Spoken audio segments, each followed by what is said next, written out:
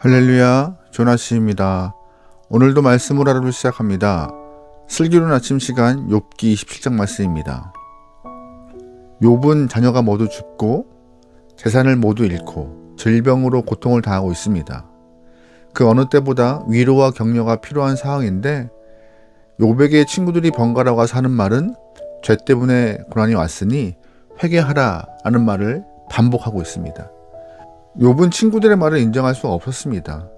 왜냐하면 자신이 경험하는 고통의 이유를 정확히 알지 못하지만 죄 때문이 아니라는 확신을 갖고 있었기 때문이죠.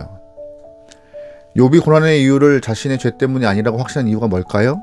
바로 스스로가 순전함을 지켜왔다라고 강하게 믿고 있기 때문에 회개하라고 자신에게 반복적으로 언급하는 친구들의 말을 인정할 수가 없던 것이죠. 2절 말씀입니다. 나의 정당함을 물리치신 하나님, 나의 영혼을 괴롭게 하신 전능자의 사심을 두고 맹세하노니 나의 호흡이 아직 내 속에 완전히 있고 하나님의 숨결이 아직도 내 코에 있느니라. 결코 내 입술이 불의를 말하지 아니하며 내 혀가 거짓을 말하지 아니하니라. 나는 결코 너희를 옳다 하지 아니하겠고 내가 죽기 전에는 나의 온전함을 버리지 아니할 것이라. 아멘. 욥은 언제나 정직했기에 친구들의 말을 인정할 수가 없었고 자신의 온전함을 버리지 않겠다라고 친구들에게 말하고 있습니다. 친구들이 번갈아 가면서 너는 죄인이야, 너의 죄 때문에 고통이 온 거야 라고 말할 때마다 욥은 사실 마음이 살짝 흔들릴 수도 있었습니다. 하지만 욥은 스스로 하나님 앞에서 온전한 삶을 살아왔음을 확신했기에 친구들의 말을 인정할 수가 없었던 것이죠. 사실 욥의 자신감은 그냥 피상적인 것이 아니라 본인이 가지고 있는 인생 철학에 기초한 것이었습니다. 8절 말씀이에요. 불경건한 자가 이익을 얻었으나 하나님이 그의 영혼을 거두실 때 무슨 희망이 있으랴. 환난이 그에게 닥칠 때에 하나님이 어찌 그의 부르짖음을 들으시랴. 그가 어찌 전능자를 기뻐하겠느냐. 항상 하나님께 부르짖겠느냐. 아멘. 욥은 불경건한 자가 이익을 얻더라도 전능자가 그의 영혼을 거둬가면 아무 이익이 없다라고 말하고 있습니다.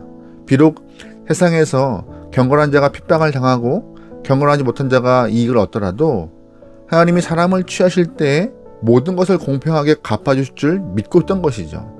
무슨 뜻이에요? 하나님이 갚아주심을 믿었기 때문에 보여지는 현실에 마음 상하지 않고 하나님이 기뻐하시는 일들을 행하고 순전하고 온전하게 행했다라고 욥은 말하고 있는 것입니다. 욥은 이런 철학으로 의로움을 위해 살아왔기 때문에 고난의 이유가 자신의 죄라는 것을 인정할 수가 없었습니다. 욥은 의인으로 살아왔습니다. 쉽지 않았을 것이에요. 매 순간 신앙적 갈등이 있었겠지만 의로움을 버리지 않았습니다. 그렇다면 욥이 이렇게 의롭게 살기 위해 노력했던 이유가 무엇일까요? 바로 악인의 분깃, 즉 악인의 몫을 알았기 때문이에요. 본문에서 욥이 말하고 있는 악인의 분깃이 무엇일까요? 첫 번째, 악인의 후손이 멸망한다는 것이었습니다. 13절 말씀입니다. 악인이 하나님께 얻은 분깃, 포악자가 전능자에게서 받은 산업은 이것이라. 그의 자손은 번성하여도 칼을 위함이요 그의 후손은 음식물로 배부르지 못할 것이며 그 남은 자들은 죽음의 병이 돌 때에 묻히리니 그들의 과부들이 울지 못할 것이며. 아멘. 사람들이 악을 행하는 이유는 자신이 악을 행하여도 괜찮을 것이다라는 그런 막연한 생각 때문에 악을 행합니다. 하지만 욥은 악한 자들의 행함 때문에 후손이 망하고 번영하지 못한다라고, 그것이 분깃의 몫이기 때문에 자신은 그 악한 자의 길을 걸어갈 수가 없었다라고 말하고 있는 것이죠. 무슨 뜻이에요? 세상에서 악인의 모습이 일시적으로 번영을 누릴 수 있지만 장기적으로 본다면은 반드시 망한다는 것이 욥의 생각이었습니다. 성경을 보시면요, 하나님은 섬세하신 분이십니다. 또한 이유 없이 행하시는 일은 없는 분이세요. 이런 하나님이 살아계심으로 하나님은 모든 사람과 모든 족속에게 합당하게 보응하시는 것이죠. 하나님이 살아계심으로 악인의 후손은 결국 번영하지 못하고 병들고 망하게 된다. 이것이 욥이 갖고 있는 생각이기 때문에 자신은 악한 길로 가지 않고 온전함과 순전함과 의로움을 지켜왔노라 라고 말하고 있던 것입니다. 두 번째, 본문에서 욥이 언급한 악인의 분깃이 뭐예요? 바로 악인이 쌓은 것을 의인이 사용한다는 것입니다. 10절 말씀입니다.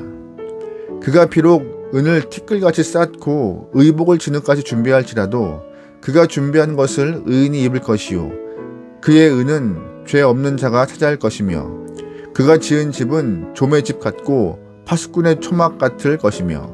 아멘. 악인이 은을 많이 쌓아놓고 의복을 많이 준비할지라도 살아계신 하나님께서 악인이 준비한 모든 것들을 의인에게 주실 것이다 라고 말하고 있는 것입니다. 악인은 물질을 이 땅에 세상에 쌓아놓은 사람이고 자신을 위하여서만 물질을 사용하는 사람을 말합니다. 반면 하나님의 사람은 물질을 하늘에 쌓는 사람이고 하나님 나라를 위하여서 물질을 쓰는 사람들이죠. 하나님은 하나님의 사람이 주의 나라를 위하여서 일하실 때 필요한 것들을 채워가신 분이세요. 어떻게 채우세요? 땅에 티끌처럼 쌓아놨던 것들, 또한 진흙같이 준비한 많은 것들을 하나님께서 하나님 사람에게 흘러가게 하셔서 주의 일을 이뤄가시는 것이죠. 그래서 악인으로 살지 않으려면요, 물질을 하늘나라에 쌓아놓는 것이 필요한 것입니다. 예수님 또한 산상수훈에서 너희의 재물을 이 땅에 쌓지 말고 하늘에 쌓으라고 말씀하셨습니다. 이것은 물질을 주의 나라와 가난한 자와 복음을 위하여서 사용해야 한다는 것을 의미하는 것이죠. 우리는 물질을 쌓는 자가 악인이며 물질을 적절히 주의 뜻에 맞게 사용하는 자가 의인임을 알아야 합니다. 그러기에 물질을 주의 뜻에 맞게 적절히 사용하여서 하나님 마음을 기쁘게 할 수 있는 귀한 영되면 좋겠습니다. 세 번째, 욥이 말하고 있는 악인의 분깃이 뭐예요? 바로 악인은 죽어서 심판을 당한다 라고 말하고 있습니다. 계속해서 욥은 악인의 분깃을 말합니다. 첫 번째, 악인의 자손들이 망한다라고 했고, 두 번째, 악인이 쌓아놓은 물질들을 의인이 사용한다라고 말했고, 마지막 세 번째, 악인은 부자로 누울지라도 분명한 심판이 있을 것이라고 욥은 말하고 있습니다. 19절 말씀입니다. 부자로 누우려니와 다시는 그렇지 못할 것이요 눈을 뜬즉 아무것도 없으리라. 두려움이 물같이 그에게 닥칠 것이요 폭풍이 밤에 그를 앗아갈 것이며 동풍이 그를 들어 올리리니 그는 사라질 것이며 그의 처소에서 그를 몰아내리라. 하나님은 그를 아끼지 아니하시고 던져버릴 것이니 그의 손에서 도망치려고 힘쓰라. 사람들은 그를 바라보며 손뼉치고 그의 처소에서 그를 비웃으리라. 아멘. 하나님은 사랑의 하나님이십니다.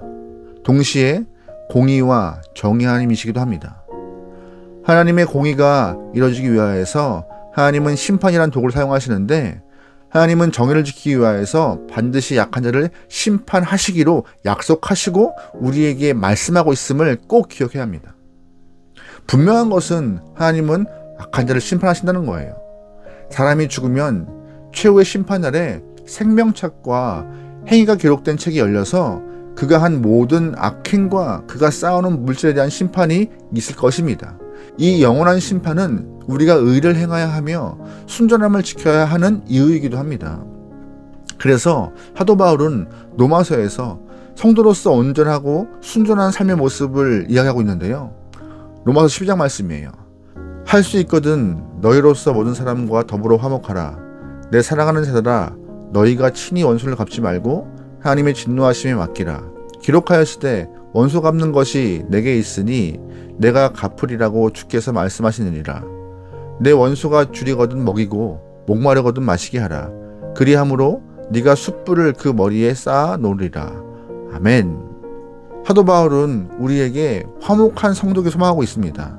특별히 이웃과 화목하고 더 나아가서 하나님과 화목한 성도가 되어서 하나님의 마음을 기쁘게 할 수 있는 순전하고 온전한 삶을 이루라고 말하고 있는 것이죠. 여러분의 삶에서도 모든 영혼들과 또한 특별히 하나님과 화목함을 이뤄낼 수 있는 귀한 영혼 되면 좋을 것 같아요. 본문에서 욥은 자신의 삶에 대해서 자신있고 분명하게 순전함을 지켜왔다라고 말하고 있습니다. 우리는 스스로를 돌아볼 때 어떤 평가할 수 있을까요? 오늘부터 말씀을 잘 준행하여 하나님 보시기에도 또한 스스로 평가함에도 수고했다, 애썼다, 순전함을 지켜왔다 라고 평가할 수 있는 귀한 영혼 되면 좋겠습니다. 오늘 하루 말씀 안에서 승리합시다. 할렐루야. 기도하시겠습니다. 하나님, 본문의 욥과 같이 순전함을 지켜왔다라고 고백할 수 있는 귀한 영혼도 허락하소서. 말씀대로 행하여서 주님을 기쁘게 하기 원합니다. 말씀을 행하여서 주님을 시원케 하기 원하오니 우리의 삶을 주관하여 주시옵소서. 말씀을 지키는 것 어려울 수도 있습니다. 어렵습니다. 바보 되는 것 같기도 하고 손해보는 것 같기도 하고 왜 나만 이렇게 해야 되는가라는 생각도 들기도 하고, 하나님, 그럴 때마다 우리가 갈등할 때마다 성령 하나님이시여 바른 길과 옳은 길, 해야 될 동기와 목적을 분명히 보여주셔서 주의 뜻을 이뤄나갈 수 있는 우리의 삶 되게 역사하여 주시옵소서. 문동을 맡기오며 예수님의 이름으로 기도합니다.